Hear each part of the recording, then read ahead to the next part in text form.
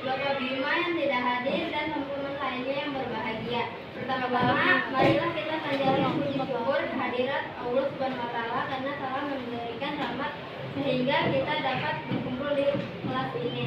Perkenalkan, nama saya Anissa yang akan bertugas sebagai MC dalam diskusi materi sel anemia, penyakit kelainan darah bawaan yang disebabkan oleh mutasi genetik pada gen HBB. Mutasi ini menyebabkan tubuh memproduksi hemoglobin abnormal yang membuat sel darah merah berbentuk seperti sabit. Sel darah merah yang abnormal ini disebut sel sabit. Adapun anggota kelompok saya adalah Fadila Hora dan Fadila Rahman.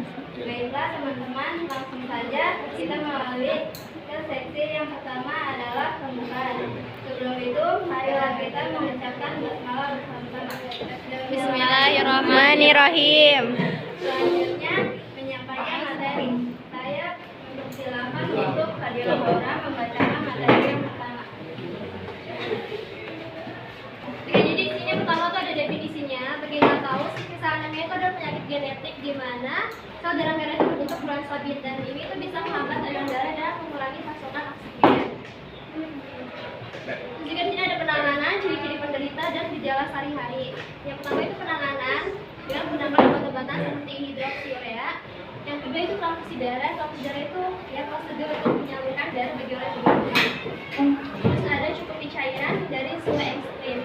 Kenapa harus memilih suhu ekstrim? Karena kalau misalkan bagi orang yang mempunyai pengidap sikil anemia ini berada di suhu yang terlalu dingin, dia itu bisa menyempitkan aliran darah, dan kalau misalkan dia suhu yang terlalu panas, dia itu bisa menyebabkan dehidrasi, dan itu keduanya bisa memperparah kondisi. Terus juga ada ciri-ciri penderita, ada kulit pucat atau kuning, pembekakan tangan atau kaki, ketubuhan langgar, dan mata kuning.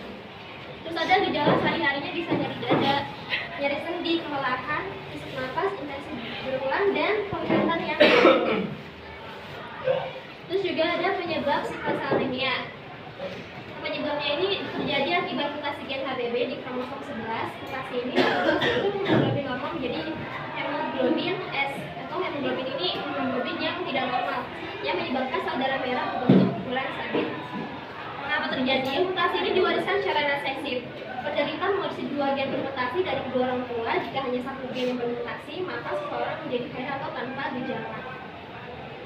Terus juga di sini ada jumlah penderita sikil anemia data global. Nah, sekitar 300.000 bayi lahir di dunia itu setiap tahunnya itu dengan sikil anemia di seluruh dunia.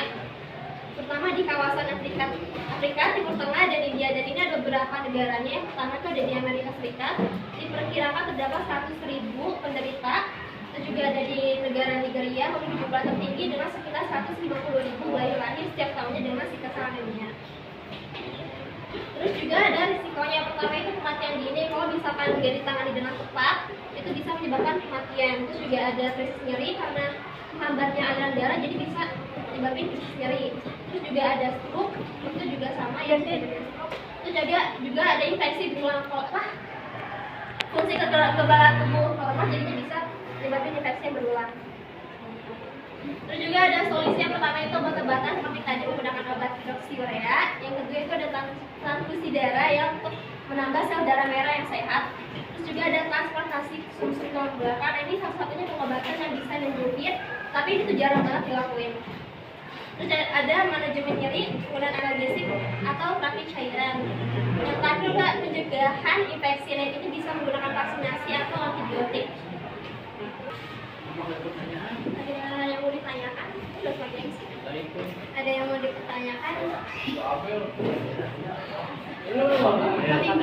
Perkenalkan, nama saya Rendra Kasia dari kelompok 1 ingin bertanya. Di penyakit sikil anemia kan ada penyakit krisis gitu kan? Nah itu jelasin lagi detailnya, terus sama bagaimana tuh cara penanganannya dalam penyakit kritis tersebut. Udah. Saya akan menjawab pertanyaan dari Rendra. Pertanyaan tadi, mengapa bisa krisis nyeri? Ya. Dan penanganannya ya. Bisa disebabkan krisis ini tuh karena ada penyumbatan darah ya, aliran darah. Nah terus penanganannya bisa menggunakan obat hidroksiurea, atau kalau udah parah lagi bisa ke dokter dengan melakukan transfusi darah. Dah.